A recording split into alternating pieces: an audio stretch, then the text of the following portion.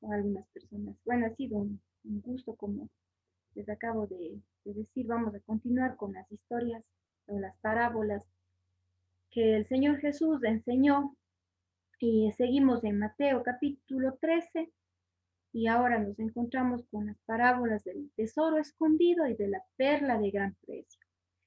Estoy yendo a enseñar estas dos parábolas porque, como ustedes van a ver, son bien cortitas, son súper, súper, súper cortitas, y apenas llevan 2 versículos cada uno. Entonces, vamos a saltarnos.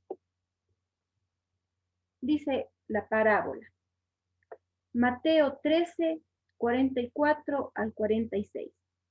Además, el reino de los cielos es semejante a un tesoro escondido en un campo, el cual un hombre halla y lo esconde de nuevo, y gozoso por ello va y vende todo lo que tiene y compra aquel campo. También el reino de los cielos es semejante a un mercader que busca buenas perlas, que habiendo hallado una perla preciosa, fue y vendió todo lo que tenía y la compró. Entonces, miren, en estos 2 versículos de Mateo 13, en esos 2 versículos, Jesús habla de dos parábolas. Una es el tesoro escondido, bueno, así le llaman, ¿no? Y otra es la de la perla preciosa. Entonces, ahí vemos las imágenes que nos ilustran, ¿no? Estas parábolas. Ahí vemos un hombre que está escondiendo algo en un terreno, y acá vemos un hombre que está con una perla. Y en estas dos historias vamos a ver también algunas enseñanzas y representaciones, ¿no? Como hemos estado viendo en las demás parábolas también. Bueno, siempre vemos que en las parábolas hay los actores y hay objetos, cuales Jesús dice semejante a, y hay una representación y hay unos hechos que podemos observar. Ahora, aquí primeramente vemos el tesoro escondido. Vemos a un hombre, vemos un campo, vemos que tiene posesiones, vemos a un mercader y vemos la perla preciosa. Ojo con esto. En esta parábola, Jesús no da una interpretación, por lo tanto, aquí la palabra puede antecede a la representación. Entonces, en este caso, por ejemplo, el tesoro escondido puede ser el mismo reino de Dios.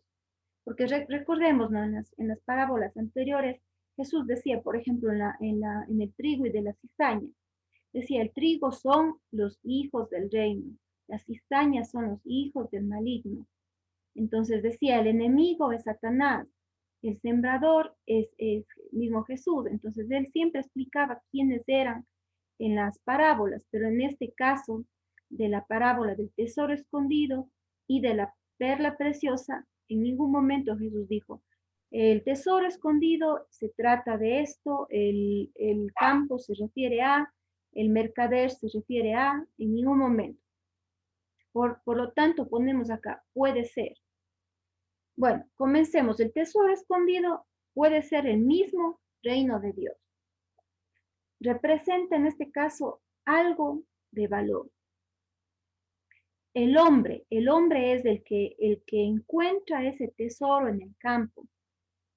Puede ser que sean los hijos del reino, tal como lo decía Jesucristo, ¿no? Los hijos del reino. Es decir, los creyentes, los que han conocido a Cristo Jesús como su Salvador. ¿Qué hacen estas personas o qué hace este hombre?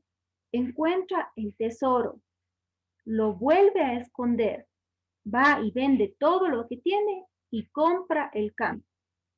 ¿El interés de él era el campo? No, el interés de él era el tesoro que estaba escondido en el campo.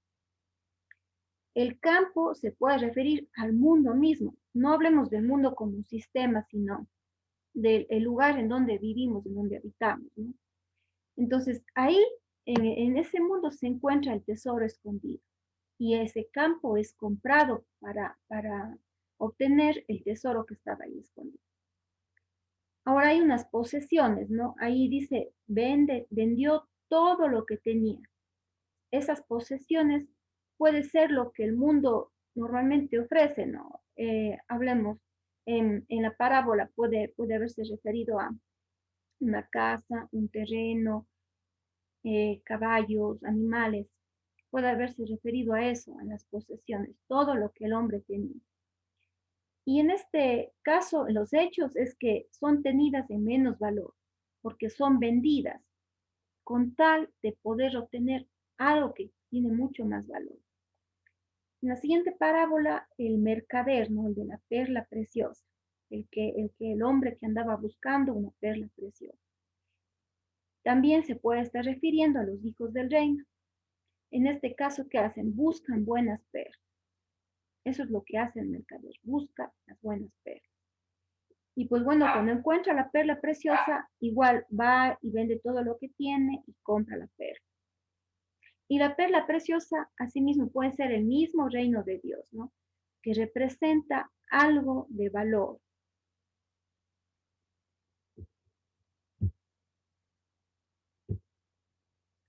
Bueno, lecciones, ¿no? De estas parábolas. Primerito, son unas parábolas muy cortitas sin la correspondiente interpretación de Jesús.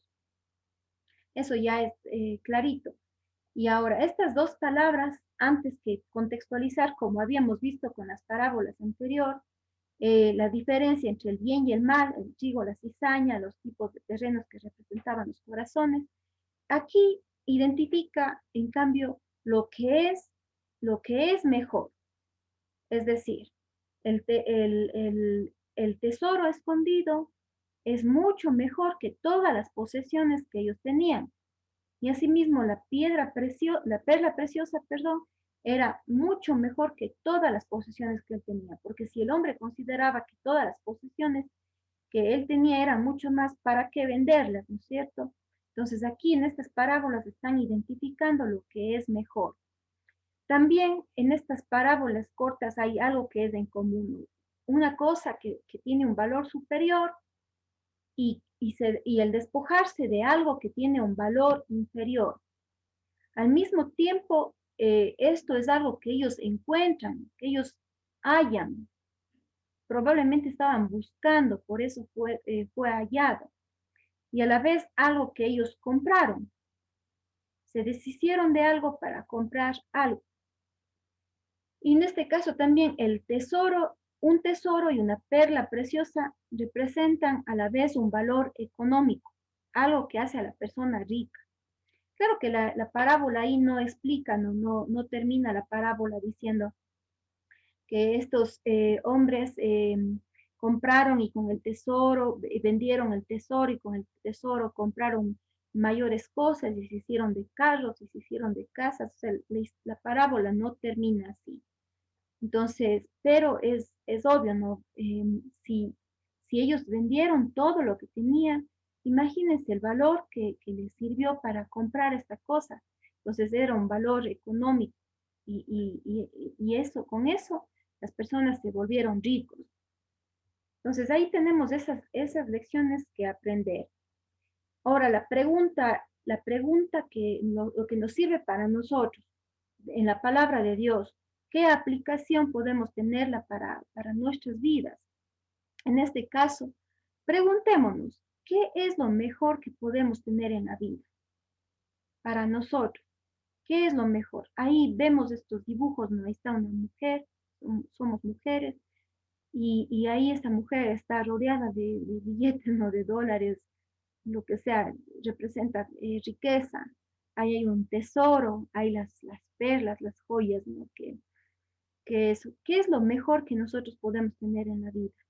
¿Cuáles son nuestros sueños? ¿Cuáles son nuestros anhelos? ¿Qué esperamos? ¿Cuáles son nuestras expectativas de vida? Ahora, frente a todas nuestras posesiones, ahora digamos que yo tengo una casita, tengo un carrito, tengo, digamos, una moto, tengo alguna cosa, un terreno, frente a todas nuestras posesiones que podamos llegar a tener. ¿Cuál cosa puede tener un valor superior? ¿Qué supera el valor de mi casa? ¿Qué supera el valor de mi carro? ¿Qué supera el valor de mis joyas? Y algunos tienen joyas. ¿Qué supera? ¿Qué es lo que cuesta más en nuestras vidas que todas nuestras posesiones? Y una pregunta final, ¿qué sería lo que nos puede hacer verdaderamente ricos? ¿No? Como estos hombres, ¿no? Que vendieron todo eso por un tesoro, por una perla preciosa, por cosas que tenían un valor. Entonces, ¿qué sería lo que verdaderamente nos hace ricos? Esas preguntas nos vamos a responder con la palabra de Dios. Vamos a ver la primera. Dice, ¿qué es lo mejor que podemos tener en la vida? Vamos a ver Mateo capítulo 6, del 19 al 21. Nos dice la palabra de Dios. No os hagáis tesoros en la tierra, donde la polilla y el orín corrompen, y donde ladrones minan y hurtan, sino haceos tesoros en el cielo, donde ni la polilla ni el orín corrompen, y donde ladrones no minan ni hurtan, porque donde esté vuestro tesoro, allí estará también vuestro corazón. Entonces, todos estos son discursos que el Señor Jesucristo lo hacía mientras iba pasando de pueblo en pueblo, o a veces se sentaba en un monte, a veces se sentaba a la orilla del mar y enseñaba todas estas historias. Entonces, estos son los discursos del Señor Jesús. ¿Qué significa? Que esta es la voluntad de Dios para nuestras vidas. Nosotros somos seguidores de Jesús, nosotros somos sus discípulos, y eso es lo que pide Dios de nosotros. Y en este caso nos dice en forma positiva, ¿no? Hagan tesoros en el cielo. Es decir, como hay otros pasajes también en la palabra de Dios que dice, poned la mira en las cosas de arriba, no en las de la tierra, porque habéis muerto y vuestra vida está escondida con Cristo en Dios. Así también Pablo enseñaba y decía, somos peregrinos y extranjeros en este mundo. De tal manera que, ¿qué es lo mejor que podemos tener en la vida? Es un tesoro celestial, no un tesoro material, no enfocarnos en conseguir casas, terrenos, vehículos, enfocarnos en tener los títulos, en alcanzar un nivel académico súper alto, lo cual no es malo. Incluso la Biblia dice que todas esas cosas mm, vendrán por añadidura si nosotros buscamos primeramente el reino de Dios. Justamente en ese contexto también aparece algo que no es tanto como decir riquezas, pero preocuparse por la comida, ¿no? Preocuparse por el vestido. Entonces, dice ahí en este versículo, Mateo capítulo 6, de 31 al 33. Dice, no os afanéis pues diciendo, ¿qué comeremos o qué beberemos o qué vestiremos? Porque los gentiles buscan todas estas cosas. Pero vuestro Padre Celestial sabe que tenéis necesidad de todas estas cosas. Mas buscad primeramente el reino de Dios y su justicia, y todas estas cosas os serán añadidas. Entonces, fíjense aquí, habla de tres cosas: comida, bebida y vestimenta. Entonces, obviamente decimos en el versículo anterior que no debemos hacer tesoros aquí en la tierra, ¿no? Porque aquí hay polillas, hay el orín que corrompe el oro, las polillas comen la madera, todas las cosas, entonces se dañan. Dice, más deseos tesoros en el cielo. Y aquí no solamente se preocupa Dios por los tesoros, pero aún por básicas, las necesidades básicas, la comida, la bebida, el vestido. Entonces, ¿qué significa? ¿Que no trabajemos? No, no necesariamente, pero dice aquí la Biblia, no os afanéis. Afán significa poner toda la preocupación o poner la mente en esas cosas, ¿no? Entonces, no se afanen, dice, pero ¿qué pasa? Buscad primeramente el reino de Dios. ¿Qué es lo que podemos entonces, qué es lo mejor que podemos tener entonces en la vida? Es la búsqueda primero del reino de Dios y su justicia. y luego todo lo demás será añadido. Es también una cuestión de fe, es una cuestión de fe. Y yo pienso que, bueno, estamos, digamos, con mis hermanas en este proyecto, digamos así, de compartir la palabra de Dios con nuestras amigas más queridas y con nuestras hermanas. Entonces, es eso, es buscar el reino de Dios, es buscar hacer la voluntad de Dios, es compartir en este caso la palabra de Dios. Eso es lo mejor que podemos tener en la vida, el reino de Dios, porque el mundo pasa y sus deseos, pero el que hace la voluntad de Dios permanece para siempre. ¿Dónde vamos a estar de aquí a 100 años? Es mucho tiempo, ¿no? Pero es obvio, la respuesta es obvia. La mayoría de las que estamos aquí tenemos entre 20 a 40 años, 42, 43 años, las personas que estamos aquí. A 100 años más sabemos que ya no vamos a estar aquí en el mundo. Entonces, cuán importante no es poner la mira en las cosas de arriba, en las cosas celestiales, hacer tesoros en el cielo, buscar el reino de Dios. Eso es lo mejor que podemos tener en la vida. Ahora, frente a todas nuestras posesiones, ¿cuál cosa puede tener un valor superior? En este caso, traigo un ejemplo de la vida del apóstol Pablo. Em, Sin antes mencionarles a ustedes que en el contexto de los judíos, estas cosas que Pablo va a mencionar eran unas cosas de un valor superior, especialmente como dice Pablo, en cuanto a la carne. Esas cosas eran apetecidas, eran anheladas en ese tiempo. Así nos dice Filipenses capítulo 3 del versículo 4 al 8.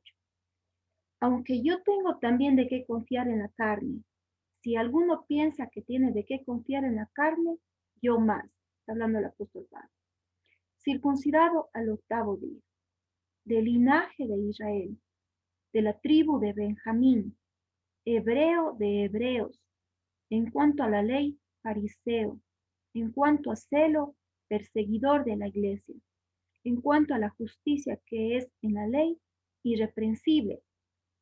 Pero cuántas cosas eran para mí ganancia, las he estimado como pérdida por amor de Cristo. Y ciertamente aún estimo todas las cosas como pérdida por la excelencia del conocimiento de Cristo Jesús mi Señor, por amor del cual lo he perdido todo y lo tengo por basura para ganar a Cristo. Es bonito e impresionante lo que Pablo está diciendo. Obviamente aquí está hablando de que las personas querían justificarse por las obras de la ley, por confiar en lo que la carne puede hacer. A diferencia de las obras del Espíritu, a diferencia de la fe, de la justificación por medio de la fe, Pablo hablaba siempre de esto. Pero en este caso, fíjense la última parte, ¿no? Que dice aquí, cuántas cosas eran para mí ganancia. O sea, cuánto lo que para él tenía un valor superior, él dice, las he estimado como pérdida. Y acá dice, aún estimo todas las cosas como pérdida. Y también dice, por amor del cual lo he perdido todo. Entonces, todo. Aquí, ¿por qué? Por el amor de Cristo. Y fíjense, frente a todas nuestras posesiones, ¿cuál cosa puede tener un valor superior? El conocer a Cristo, el amor de Cristo, la excelencia del conocimiento de Cristo Jesús, ganar a Cristo. Eso es lo que tiene un valor superior frente a cualquier otra cosa que nosotros podamos tener, como antes decíamos, posesiones materiales, posesiones que son intangibles, como tener, por ejemplo, nosotros sabemos que aquí nuestra cultura en Cuenca, antes, ahora ya no es tanto, pero antes, yo soy un Crespo, yo soy un Vázquez, o sea, la gente hablaba de sus apellidos y en ese sentido había orgullo. Entonces, frente, por ejemplo, a los indígenas o cuestión de raza, ¿no es cierto? ¿Cuántas cosas que para la gente haya sido de importancia social, de importancia económica, el momento que conocen a Cristo, lo tienen por pérdida? Y es así, y es así. Preferir una cosa frente a la otra. Y en este caso, lo que tiene valor superior, que es un valor eterno, el cual nada ni nadie nos puede quitar. ¿Qué más nos dice la Biblia? Primera de Juan, capítulo 2, versículos del 15 al 17, también nos dice la palabra de Dios. No améis al mundo ni las cosas que están en el mundo. Si alguno ama al mundo, el amor del Padre no está en él. Porque todo lo que hay en el mundo, los deseos de la carne, los deseos de los ojos y la vanagloria de la vida, no proviene del Padre, sino del mundo. Y el mundo pasa y sus deseos, pero el que hace la voluntad de Dios permanece para siempre. Entonces aquí también, ¿cuál cosa puede tener un valor superior frente a los deseos de la carne, que pueden ser, por ejemplo, los deseos de la carne, como tener posesiones, de pronto personas que buscan, por ejemplo, el entretenimiento en el alcohol, en fumar, todas esas cosas, ¿no? Se refiere a los deseos de la carne. Los deseos de los ojos, lo que nos atrae, el que vemos y decimos, yo quiero, yo quiero. Entonces aquí entra la moda, entra tener posesiones, una casa grande, tener el carro último modelo y cosas así. Todos esos son deseos de la carne, deseos de los ojos. Y la vanagloria de la vida tiene que ver con el orgullo, tiene que ver con la jactancia, con el envanecimiento del espíritu. A eso, ¿no? Como yo les decía, ¿no? Tener un nombre, de ser de nombre, digamos, en la ciudad, que todo el mundo me conozca. Yo quiero ser el alcalde para que todo el mundo me conozca, para hacerme famoso.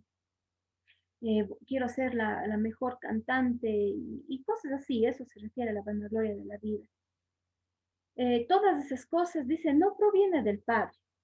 Realmente a Dios no le interesa, ni le va a interesar nunca. Cuando vayamos al cielo, no nos va a preguntar qué apellido eres o cuántas casas construiste en la tierra, cuántos títulos universitarios obtuviste, qué es lo que hiciste. No nos va a preguntar absolutamente nada de eso. Solamente le va a interesar, obviamente, que hemos creído en Jesucristo y que hemos hecho buenas obras. Y ahí seremos recompensados.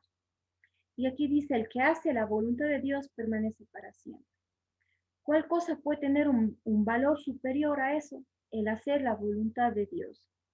Incluso vemos, David fue uno de los ejemplos, ¿no? Él tenía muchas riquezas, llegó a ser el rey de Israel, pero él decía, tu voluntad ha sido para mí perfecta, decía él. Me deleito más en ti él decía, la ley de Jehová es perfecta, que convierte el alma. Mucho más valiosa que el oro, que más que oro afinado, más dulce que la miel. Entonces, en ese caso, ¿no? Él estaba buscando la voluntad de Dios por medio de los mandamientos de Jehová. Entonces, eso es muy interesante, muy interesante. El mismo Salomón, el hijo de David, asimismo Dios le dijo, pídeme lo que quieras y yo te voy a dar, yo te voy a dar lo que tú me pidas. Y Salomón, considerado el hombre más sabio del mundo, justamente, ¿por qué? Porque le dijo, soy joven y tu pueblo es grande, y yo no sé cómo voy a reinar y gobernar sobre tu pueblo, así es que dame sabiduría.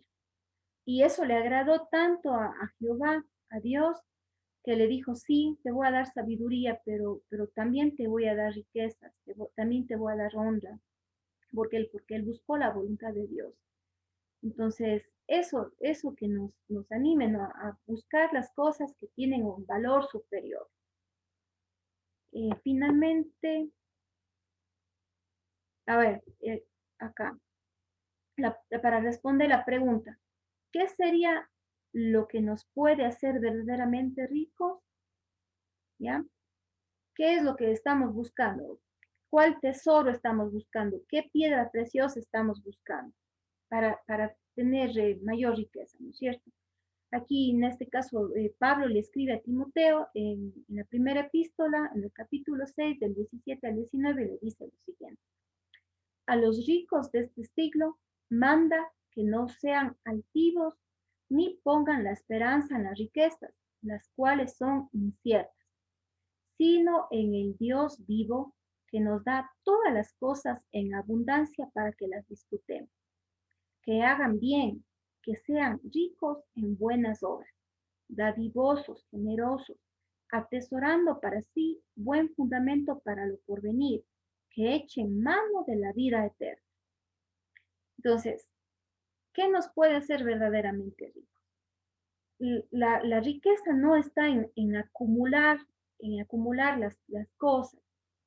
Al menos me refiero a la riqueza delante de Dios, porque podemos, delante del mundo, ¿quién es rico? El que tiene casas, el que tiene terrenos, el que tiene carros, el que tiene posesiones. Entonces ellos son los ricos de este mundo. Pero dice aquí que pongan la fe primeramente en Dios, no en la riqueza, la esperanza, perdón, no en Dios, no en la riqueza, sino en Dios. Y también dice que sean ricos en buenas obras, haciendo el bien. Entonces, miren, nosotros trabajamos y a veces trabajamos duro para conseguir un poco de plata, para gastar en nuestros deleites, de lo que nos gusta hacer, ¿no es cierto? Pero, ¿cuántas veces hemos hecho buenas obras con una plata que hemos tenido? Y no digo con lo que nos sobra, sino con lo que realmente tenemos y está ahí, que sirve para nuestro sustento, para nuestras necesidades. Entonces, ¿cuántas veces hemos tenido la oportunidad de gastar? Incluso recuerden, una vez Jesús se encontró con un hombre rico y según este hombre había guardado todos los mandamientos. Y Jesús le dice, bueno, si tú ya guardaste todos los mandamientos, anda y vende todo lo que tienes y dáselo a los pobres y así tendrás tesoro en el cielo. Pero ¿qué hizo el hombre rico? Dice, pero dice Jesús conocía el corazón y viendo que él tenía bastantes cosas, bastantes posesiones, se fue triste porque su corazón realmente estaba en las riquezas. Pero mira, aquí dice, ricos en buenas obras, dadivosos, generosos, significa no coñones, no tacaños, sino generosos. ¿Y por qué? Porque dice que de esa manera, atesorando, o sea, haciendo tesoros, para sí, que son buen fundamento para lo porvenir, que echen mano de la vida eterna. Entonces, ricos en buenas obras, con el dinero se puede hacer buenas obras. Y eso es agradable delante de Dios. Ojo, no para salvación. Las buenas obras se hacen para recompensa en el cielo. Por eso dice ahí, atesorando para sí buen fundamento para lo porvenir, que eche mano de la vida eterna. Eso en cuanto a lo que verdaderamente nos hace ricos, es decir, haciendo los tesoros allá en el cielo. Esa es la forma de hacernos ricos. Ahora, aquí también hay dos ejemplos, algo que estuvo pasando en las iglesias de Apocalipsis, ¿no? En la iglesia de Esmirna en este caso. La iglesia de Esmirna era, como dice aquí, yo conozco tus obras y tu tribulación y tu pobreza. Se dice, pero tú eres rico. Era una iglesia que se le veía y ellos mismos decían ahí, nosotros somos pobres, estamos en tribulación, eh, estamos pasando por sufrimiento, somos pobres, pero ahí les dice el Señor Jesucristo, ustedes dicen que son pobres, pero ustedes verdaderamente son ricos. Dice aquí, conozco, dice la blasfemia de los que se dicen ser judíos y no lo son, sino sinagoga de Satanás. No temas de nada lo que vas a padecer. He aquí el diablo echará a algunos de vosotros en la cárcel para que seáis probados y tendréis tribulación por 10 días. Sé fiel hasta la muerte y yo te daré la corona de la vida. Entonces, aquí no, en este caso, ¿qué nos puede hacer verdaderamente ricos? al igual que en esta iglesia. Así pensemos que nosotros somos pobres porque sufrimos por causa de Cristo y sufrimos blasfemias ahí, como dice, que padecía esta iglesia, ¿no? Por de los que dicen ser judíos y no lo son. Les dice aquí que van a ser echados a la cárcel para que sean probados y que van a tener más tribulación. Aparte de la que ya tenía, les iba a venir más tribulación que iba a durar por 10 días. Y aquí les termina diciendo, sean fieles hasta la muerte. O sea, es probable que mueran. Es probable que ustedes incluso mueran. Pero recuerden, ustedes son ricos en Cristo. Y ahí dice, yo les daré la corona de la vida. Y ahí está la recompensa, la corona de la vida. Entonces, si ustedes también que están aquí escuchando, están pasando por tiempo de tribulación, por tiempo de prueba, incluso muchos cristianos hoy en día están padeciendo persecución en otros países y les están muriendo. Y para el mundo dirán pobres, desgraciados, ¿no? Pero en este caso, para Cristo, le dice, son ricos. Y es más, les espera en el cielo una corona de la vida. Eso en cuanto a la iglesia en Esmirna. Pero también aquí hay otra iglesia, que es un poquito más largo el versículo, pero dice la iglesia de la Odisea. ¿Qué pasó en cambio con ellos? Ocurre todo lo contrario que en la iglesia de Esmirna. Ellos en cambio, ¿qué es lo que dicen? Miren, ahora Jesús les dice así. He aquí el amén, el testigo fiel y verdadero, el principio de la creación de Dios, dice esto. Yo conozco tus obras, que ni eres frío ni caliente.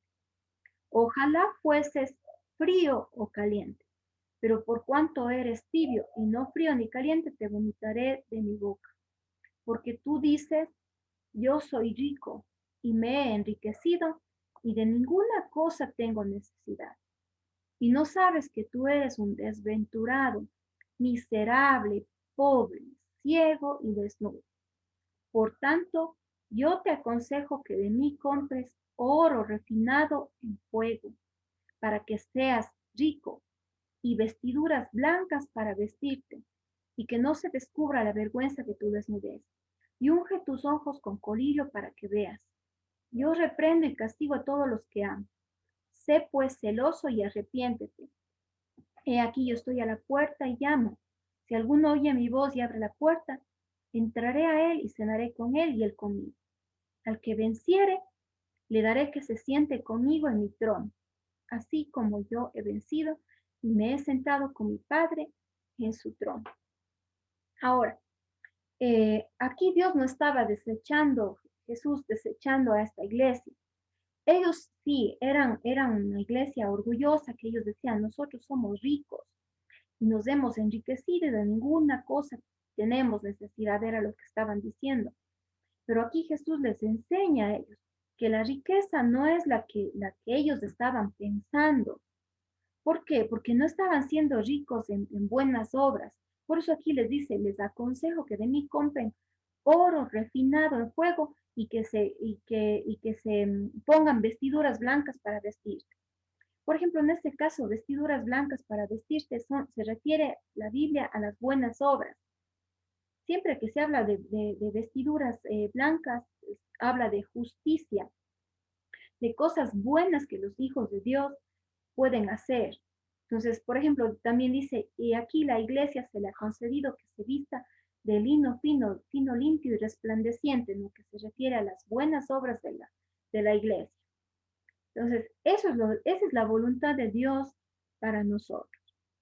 ¿Qué sería entonces lo que nos puede hacer verdaderamente ricos? Sería buscar la voluntad de Dios, vestirnos de buenas obras y como dice aquí, poner toda nuestra fe y nuestra confianza en el Hijo de Dios. Y incluso acá esta parte, no unge tus ojos con colirio para que veas. Entonces, despojarnos de cosas que nos están estorbando y buscar la justicia, buscar la santidad de Dios, ¿no? Recuerdo ahora también hay un versículo que dice, ¿qué es lo que ha pedido Dios? ¿Qué es lo que Dios me ha pedido, no? Hacer justicia, hacer misericordia y ser humilde delante de Él. aunque para el mundo esas cosas parezcan cosas de tontos, como decir cosas que sin sentido, esa es la voluntad de Dios. Eso es lo que Dios nos manda.